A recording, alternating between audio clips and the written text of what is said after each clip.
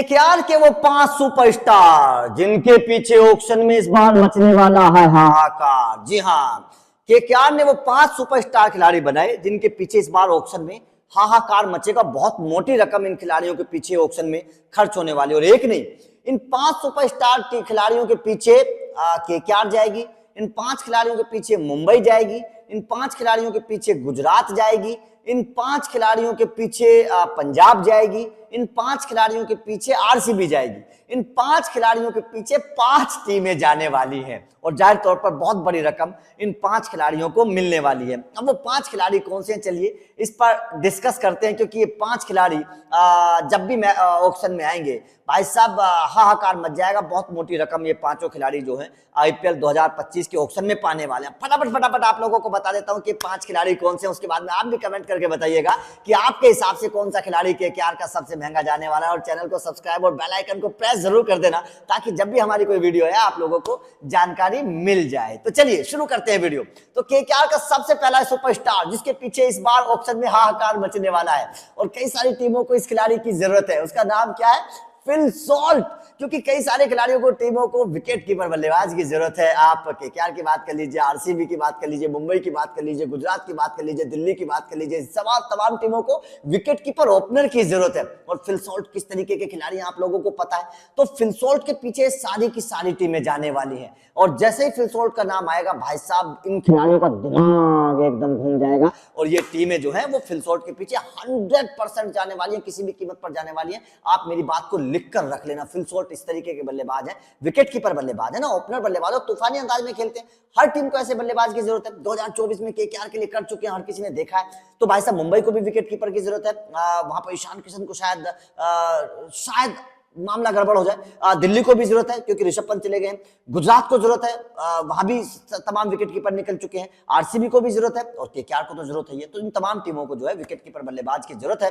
और पंजाब भी एक नए विकेट कीपर बल्लेबाज के तौर पर सोची गई, हालांकि उनके पास है प्रिपसन, लेकिन उसके बाद में हो सकता है कि फिल सॉल्ट के पीछे भी कुछ देर तक चला जाए। तो कई सारी टीमों को जरूरत है, तो इसीलिए फिल सॉल्ट जो है वो नंबर 1 खिलाड़ी मेरे हैं जिसके पीछे तमाम टीमें जाएंगी और फिल सॉल्ट को मोटी रकम मिलेगी। दूसरा खिलाड़ी जिसके पीछे तमाम टीमें जाने वाली हैं और उसको एक अच्छी खासी रकम इस बार मिलने वाली है, उस खिलाड़ी का नाम है वेंकटेश अय्यर। वेंकटेश अय्यर ऊपरी क्रम के बल्लेबाज हैं, ऑलराउंडर हैं, भारतीय खिलाड़ी हैं, तेज गेंदबाजी करते हैं, बल्लेबाजी करते हैं। हर टीम को ऐसे खिलाड़ी की जरूरत है। जैसे कि आप देख लीजिए मुंबई ने हार्दिक को रखा, उसके बाद में नीतीश रेड्डी को एसआरएच ने रखा, उसके बाद में आपके चेन्नई ने शिवम दुबे को रखा। इस तरीके से जो भारतीय ऑलराउंडर हैं उनकी बड़ी मांग है और नीतीश कुमार रेड्डी उसी तरीके के खिलाड़ी हैं जिस तरीके से वेंकटेश अय्यर है। तो वेंकटेश और देखिए ऊपरी क्रम के बल्लेबाज है, लेफ्ट हैंडर बल्लेबाज है, केकेआर को चैंपियन बनाने में योगदान दिया, इस वक्त फॉर्म में भी है, गेंदबाजी भी अच्छी कर रहे हैं, बल्लेबाजी भी अच्छी कर रहे हैं। तो जैसे गुजरात है, गुजरात को ऊपरी क्रम पर एक बल्लेबाज की जरूरत है। शुभमन गिल के साथ ओपनिंग की पार्टनरशिप बन जाए। आरसीबी को ऊपरी क्रम पर के ओपनर की जरूरत है। मुंबई भी इस काम को कर सकती है। उसके बाद में दिल्ली कैपिटल को ऊपरी क्रम पर जरूरत है। पंजाब हो सकता है इनके पीछे जाए। उसके बाद में आप राजस्थान को एक ऊपरी क्रम के खिलाड़ी की जरूरत है, नंबर 3 के खिलाड़ी की जरूरत है, या ओपनर के तौर पर भी आप देख लीजिए, लेकिन नंबर 3 पर तो जरूरत है ही है। तो केकेआर को भी है। तो वेंकटेश अय्यर के पीछे भी जो है वो 5-6 टीमें जाने वाली हैं और 5-6 टीमें जाने वाली है जिनके पास मोटा पर्स है।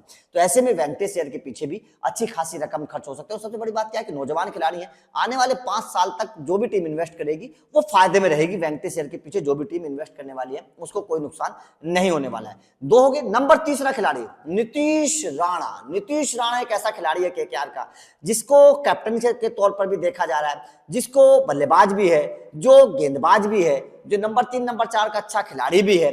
तो मेरे हिसाब से नीतीश राणा एक तीसरा खिलाड़ी है, क्योंकि बहुत सारी टीमें ऐसी है जो कैप्टनसी के तौर पर ज्यादा मोटा पैसा नहीं खर्च करेंगी, वो गेंदबाजी और बल्लेबाजी पर खर्च कर देंगे। ऐसे में उन टीमों के लिए नीतीश राणा एक अच्छा ऑप्शन हो सकता है। जैसे दिल्ली कैपिटल, नीतीश राणा दिल्ली के हैं और दिल्ली की रणजी टीम के कप्तान भी रहे हैं नीतीश राणा। दिल्ली का मैनेजमेंट नीतीश राणा को बखूबी जानता भी है। तो नीतीश राणा हो सकता है कि दिल्ली कैपिटल में चले जाएं, केकेआर का खिलाड़ी है। और देखिए दिल्ली कैपिटल को ऊपरी क्रम के बल्लेबाजों की जरूरत भी है। नीतीश राणा भी है, गेंदबाजी भी कर लेते हैं, वो हमने देखा 2023 में, बल्लेबाजी तो वो करते ही हैं।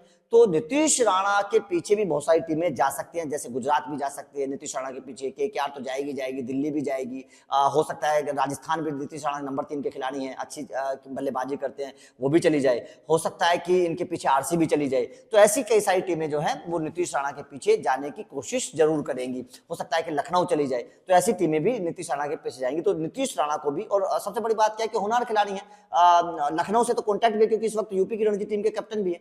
तो यहां पर नीतीश राणा का बड़ा अच्छा कॉम्बिनेशन बनता हुआ नजर आ रहा है। तो नीतीश राणा भी तीसरे खिलाड़ी हो सकते हैं जो महंगे जा सकते हैं ऑक्शन में। उसके बाद में केकेआर का चौथा खिलाड़ी जो महंगा जाएगा उसका नाम है मिचेल स्टार्क।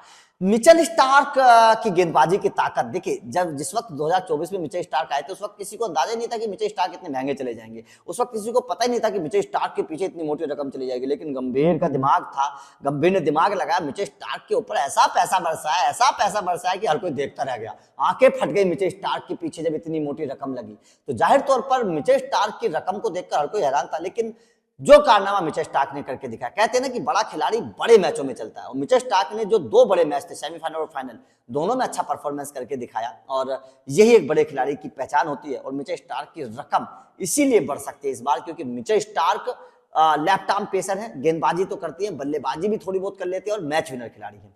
तो मिचेल स्टार्क के पीछे रकम खर्च हो सकती है। और चौथा खिलाड़ी मिचेल स्टार्क है, जिसके पीछे मेरे हिसाब से कम 10 करोड़ रुपए खर्च हो सकते हैं। क्योंकि मिचेल स्टार्क जैसे खिलाड़ी की जरूरत किसको है? केकेआर को है। मिचेल स्टार्क के जैसे खिलाड़ी की जरूरत पंजाब उनके पीछे खर्च करेगी, आरसीबी उनके पीछे खर्च करेगी, मुंबई हो सकता है उनके पीछे चली जाए, गुजरात उनके पीछे चली जाए, चेन्नई, क्योंकि तेज गेंदबाज की तो जरूरत हर टीम को है, हर टीम को लेफ्ट आर्म पेसर की जरूरत है। तो मिचेल स्टार्क के पीछे तो मेरे हिसाब से 10 की 10 टीमें जाएंगी, क्योंकि हर टीम को गेंदबाजी बनानी है। हर टीम के पास गेंदबाजी अभी नहीं है। अगर मैं केवल सनराइजर्स हैदराबाद को छोड़ दूं तो बाकी 9 की 9 टीमें मिचेल स्टार्क के पीछे जाने वाली हैं, बाकी 9 की 9 टीमें मिचेल स्टार्क के पीछे जाने वाली हैं। तो यहां पर मिचेल स्टार्क के पीछे भी मोटी रकम जो है वो खर्च हो सकती है। उसके बाद अगर मैं केकेआर के 5वें खिलाड़ी की बात करूं, जिस 5वें खिलाड़ी के ऊपर पैसा खर्च हो सकता है वो है वैभव अरोड़ा। वैभव अरोड़ा की गेंदबाजी हमने देखी है।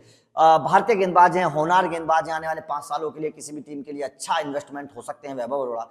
तो वैभव अरोड़ा के पीछे भी देखिए भारतीय गेंदबाज हैं, हर टीम को चाहिए, हर टीम को चाहिए इस तरीके का गेंदबाज। रफ्तार उनके पास है, धार उनके पास है, विकेट चटकाना जानते हैं, थोड़ी सी गेंदबाजी के साथ साथ बल्लेबाजी भी करना जानते हैं, अच्छे सुलझे हुए खिलाड़ी हैं। केकेआर को चैंपियन बनाने में अपनी योगदान निभाया था, बेहतर गेंदबाजी करते हैं वैभव अरोड़ा, हर किसी ने वैभव अरोड़ा को देखा है। तो वैभव अरोड़ा एक वो गेंदबाज हो सकते हैं जिस गेंदबाज के पीछे बहुत मोटा पैसा खर्च हो सकता है। शायद मेरे हिसाब से 7-8 करोड़ रुपए वैभव अरोड़ा को, 10 करोड़ रुपए वैभव अरोड़ा को मिल सकते हैं। क्योंकि कई बार ऐसा हुआ है ऑक्शन में, जब भारतीय तेज गेंदबाजों को इतना मोटा पैसा खर्च हुआ है, भारतीय गेंदबाजों के ऊपर इतनी मोटी रकम खर्च हुई है।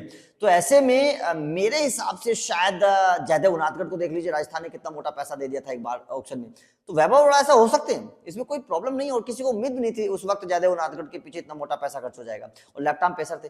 तो मेरे हिसाब से वैभव अरोड़ा जो है वो गेंदबाज है शायद जिनके पीछे मोटा पैसा खर्च हो सकता है। तो आपका केकेआर के इन 5 खिलाड़ियों को लेकर क्या कहना है? इन 5 खिलाड़ियों में से आपके हिसाब से कौन सा खिलाड़ी सबसे महंगा जाएगा, जिसकी सबसे ज्यादा मांग होगी? कमेंट करके बताइएगा। वीडियो अच्छी लगी हो तो लाइक और शेयर जरूर करिएगा। और आपके हिसाब से इन खिलाड़ियों की क्या क्या रकम ऑक्शन में हो सकती है, जो 5 खिलाड़ी के नाम बने बताइए, ये भी बताइएगा। वीडियो अच्छी लगी हो तो लाइक और शेयर जरूर करिएगा, चैनल को सब्सक्राइब करिएगा, क्योंकि अपडेट लगातार मिलते रहेंगे आपको। Thank you very much.